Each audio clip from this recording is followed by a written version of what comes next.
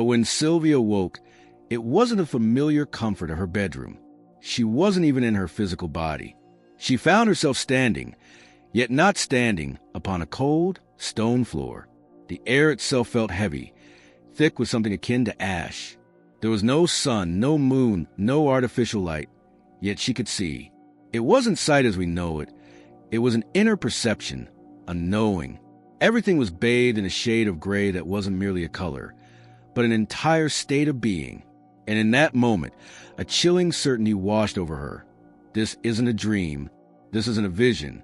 This is a transition. Be sure to stay with us, because as our story unfolds, we'll uncover perspective on what lies beyond that might truly surprise you.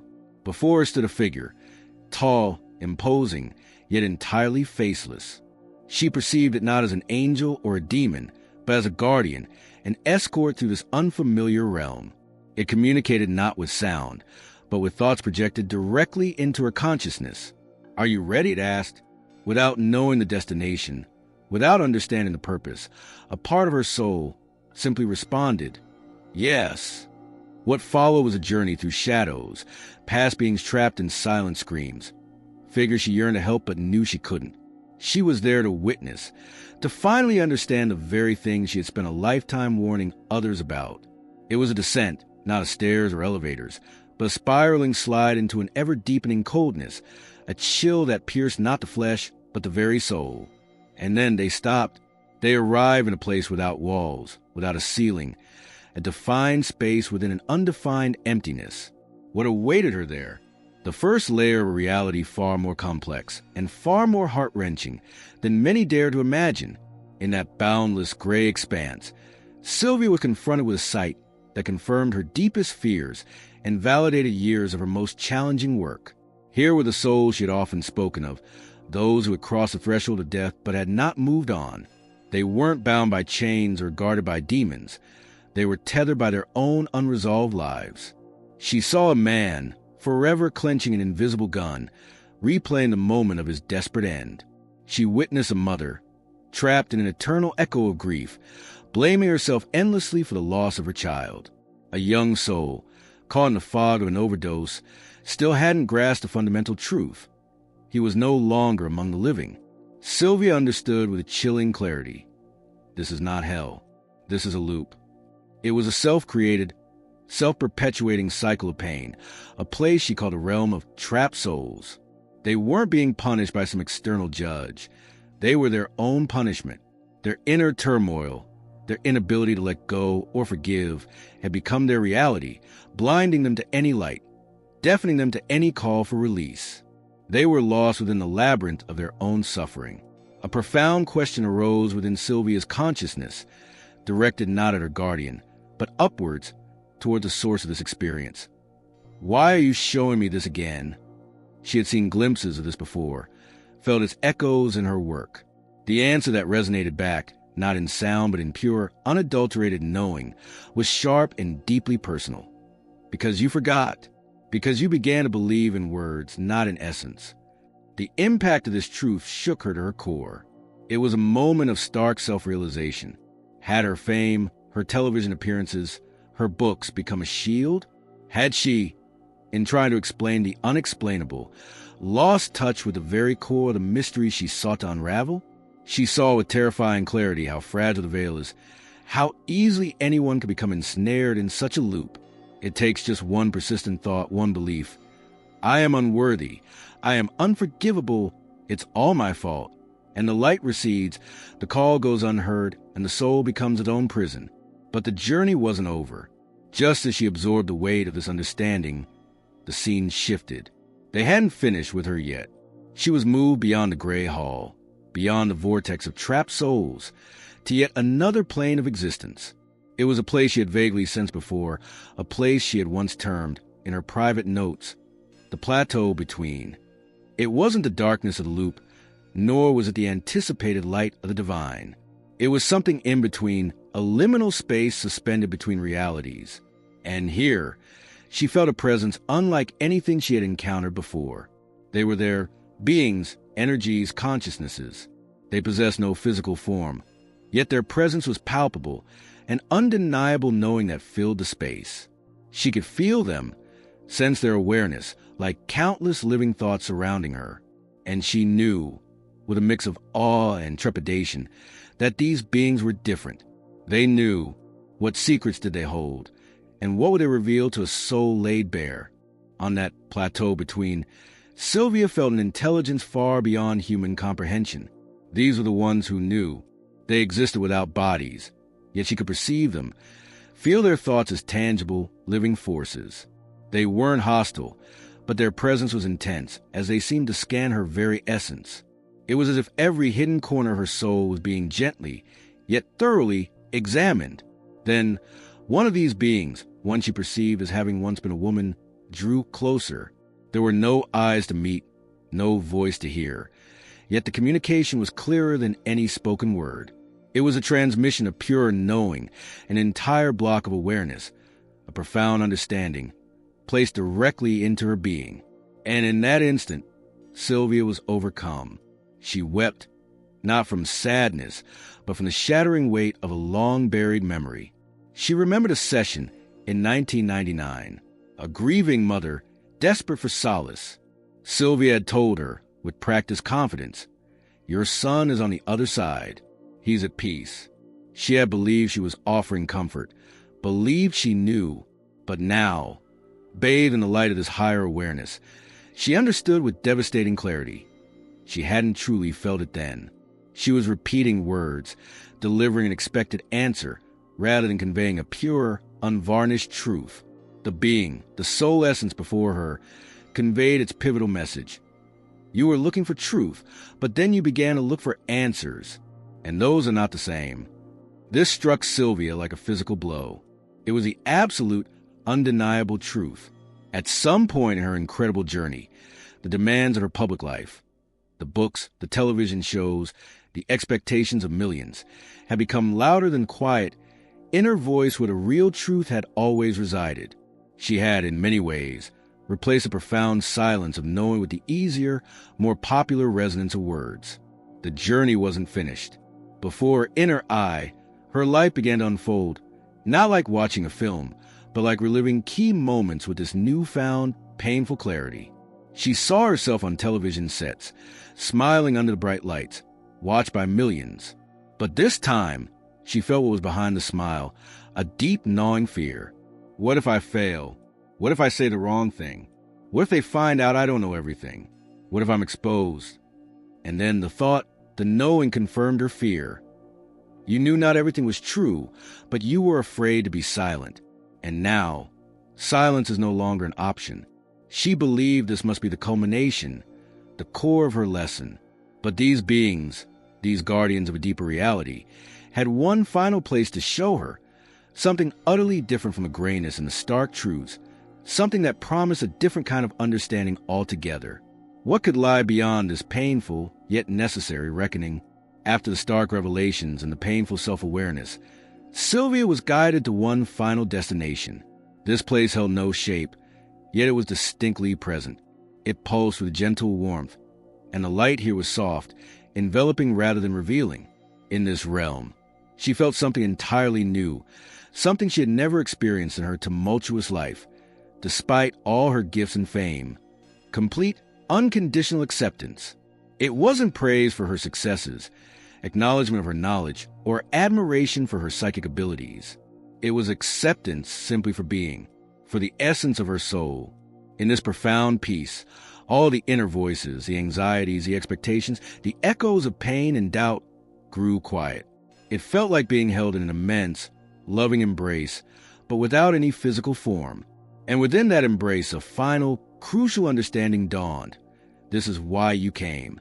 Not to know, but to remember. It wasn't about accumulating more facts or predictions. It was about returning to the fundamental truth of the soul's nature, its connection to the divine, its inherent worth. It was a remembering, a homecoming. When Sylvia opened her physical eyes, she was disoriented, lying on her couch. The first rays of dawn were filtering through the curtains, but the air in the room felt changed, thick, warm, charged with an unseen presence. It was as if a part of that other reality had followed her back.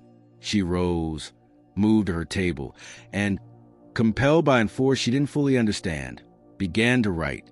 It wasn't a book, not a speech, not content crafted for an audience. It was a raw, unfiltered outpouring of everything she had seen, heard, and felt. Page after page filled with the details of the Gray Hall, the plateau, the beings, the light. When she finally stopped and reread what she had written, she knew instantly, this can't be published. It wasn't information. It was a deep, personal confession, a bearing of her soul that the world wasn't ready for, and perhaps she wasn't ready to share. To continue inviting enlightenment and the flow of good things into your journey. Comment hope below as a personal affirmation for continued illumination and positive happenings. She carefully folded the pages, a testament to her extraordinary journey, and hid them away in a drawer. For a month, they remained there, a secret A-bomb her in the universe. Then, in an act of profound trust, she burned them. It wasn't an act of fear or denial, but one of faith. She understood that if and when this story needed to be told, it had to come from her living voice, imbued with the truth she now carried within her, not from static words on paper. She knew the time would come when she would speak it herself. She felt that time is now. Though the vision itself had concluded, its impact was only just beginning to ripple through her life. How would this profound, reality-altering experience change the way a famous psychic saw the world? And how would it change the way the world saw her? Returning to her everyday life was like walking through a fog. On the surface, things seemed unchanged. She answered calls, met with clients, offered smiles. Yet, beneath it all, a profound shift had occurred. Sylvia knew she wasn't alone. The presence of those beings, the ones from the plateau between, lingered not beside her, but within her.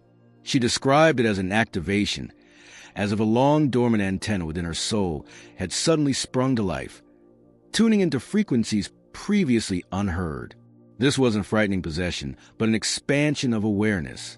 She began to perceive the world differently, to hear the unspoken truths behind spoken words. A woman might say, "I can't forget my husband," and Sylvia would feel the deeper reality. "I can't forgive myself for being happy without him." A man might lament, "My life is falling apart," and she would sense the underlying cause. "I abandoned my true self long ago, and now everything built on that falsehood is crumbling." This heightened perception brought with it a heavy realization about her own public role. She saw with uncomfortable clarity how easily a person, elevated to the status of a spiritual guide, can become a substitute for the very truth they seek to represent. People had stopped seeking God or their own inner guidance, and had started seeking her, and she was only human. This understanding paved the way for another contact. One night, in that liminal space between sleep and waking, they returned, not with visions, but with meaning. Time seemed to dissolve, the physical world faded, and an immense peace settled over her. A thought resonated within. "Are you ready to hear what you saw?" This time, it wasn't about witnessing. It was about integrating the knowledge. And then, the understandings flowed into her, clear and distinct. First, the soul is not born in the body. It enters it, like a traveler assuming a temporary home or an actor taking on a role. We are not our jobs, our relationships, our titles. We are souls playing these parts to remember who we are beyond them. Second, hell is not a physical place, but a state of being, a vibration of disconnection, which can be experienced even while alive. It is the state of living in lies while knowing the truth. Third, there is no divine punishment, only consequences. Karma is a mirror, reflecting back the energy we project. It's a lesson, not a judgment. Fourth, no soul is lost forever. All return, not for retribution, but for completion, for growth. If you are hearing this, it is part of your own process of remembering. And finally, fear is the greatest obstacle to spiritual evolution, preventing us from exploring the depths where true freedom lies. This infusion of knowledge didn't bring tears. It brought profound inner stillness. Her inner pendulum ceased its wild swinging and came to rest. But how could such a deep internal alignment not change everything about how she interacted with the outside world? Armed with this profound inner alignment, Sylvia knew she had to speak, but her voice had changed. The old way, the polished phrases, the gentle smiles, The careful calculations designed to soothe or impress was gone. She began to speak as it is, without embellishment, without a primary need to please an audience. She spoke what she felt. This wasn't always easy. People came expecting the familiar Sylvia, the psychic who offered glimpses into the future or connected them with lost loved ones. They came seeking definitive answers, often looking for hope, but sometimes she knew they weren't yet ready for the unvarnished truth. There were times she met their questions with silence, sensing they sought reassurance rather than genuine understanding. Other times, she spoke with newfound, gentle precision. You're not looking for an answer, she might say. You're looking for permission to feel. But you don't need permission. You need to stop and remember. Some were deeply grateful, finding release in her words. Some cried. Others left disappointed, unable to reconcile this new depth with their old expectations. She learned that truth, while ultimately freeing, isn't always gentle. She vividly recalled a woman who came to her, clutching a photo, her hands trembling. "My daughter died," she whispered. "Tell me, is she okay?" Sylvia looked at the picture and felt an immediate tightening in her heart. The girl's soul was near, but it felt heavy, caught, waiting. Instead of offering a simple platitude, Sylvia gently asked the mother, "Do you blame yourself?" The woman broke down, confessing her guilt, her regrets, the feeling that she hadn't listened, hadn't been present. And then words flowed through Sylvia, not from her mind, but from that deeper connection. She's not waiting for your forgiveness. She's waiting for you to forgive yourself. In that moment, she wasn't a medium. She was simply a conduit, a bridge between two souls yearning for peace. She understood this was the purpose of her journey. Not to prove she could see more, but to find the courage to say less, to speak softer, deeper. She began turning down television shows and interviews, especially those seeking sensational predictions about world events. People crave drama. She now craved the integrity of her inner silence, which she guarded as her most sacred space. If this journey of reflection and discovery speaks to your heart, supporting us with a like and subscribing to the channel allows us to continue sharing these inspiring explorations together. Naturally, whispers began. Some said she was withdrawn, tired. Others hinted she'd lost her gift, or perhaps was unwell. Sylvia heard them, but she refused to justify herself. To explain, she knew, would be to step back into a role, and she had played enough roles. She decided her story would be her confession, not of sins, but a transition. "I am no longer a seer," she affirmed. "I am a woman who has experienced contact with the beyond and survived to say one thing. Everything we search for is not out there. It's not in predictions or answers, but in the silence within." Now, she sought to share what that silence and her journey through beyond truly revealed about the soul's destination. So, what is it truly like after we draw our last breath? Sylvia's experience suggests it's not a standardized heaven or hell, but something far more personal, a reflection. The soul arrives not in a predetermined space, but in a mirror of its own making. If you spent your life running from yourself, you will meet the self you ran from. If you lived in untruth, you will face every moment you could have chosen authenticity. And if you live with love, you will be met with love. Not as winged angels or grand rewards, but as a state, a vibration, a light that permeates your very being, making visible everything you try to hide. This is why the concepts of reward and punishment fall away. The soul isn't a student awaiting a grade. It's a pilgrim on an eternal quest, sometimes lost, often tired, but always in motion. Yes, souls can become stuck, trapped in loops of fear or guilt, but their core essence remains pure. As Sylvia learned, no soul is born bad, not one. The key to release is memory, remembering who they were before the pain. And this message extends to each of us, right here, right now. Remember this. You didn't come here to be perfect. You came here to be real. You came to feel, to grow, to make mistakes and learn from them, to laugh, to forgive, to fall down, and most importantly, to rise again. Don't fear the silence. It's in the quiet spaces that we can finally hear the whispers of truth that ears cannot detect. Don't fear feeling, even when it hurts. Pain is often a signal, a call to pay attention. to heal. And never be afraid to ask the deep questions. For the moment you sincerely ask, the answer begins its journey toward you. When it arrives, embrace it, even if it shatters your old beliefs. It simply means it's time to believe on a deeper level. Don't place your faith in any single voice, not even this one. The goal isn't to follow a guru, but to find the guru within you. Sylvia came to understand that the real dead aren't those who have passed on, but those who are still walking the earth yet have lost capacity to feel. You don't have to be one of them. Even if you feel empty, even if you are tired, even if you think you believe in nothing, you are alive. You are here, and you are not an accident. You are not finished. Live in such a way that when your time comes to return, your soul can look into that reflection without fear and say, I remember, I'm ready. As we reflect on our shared journey and the profound interconnectedness of all things, comment, we are connected below to affirm this universal truth with our community.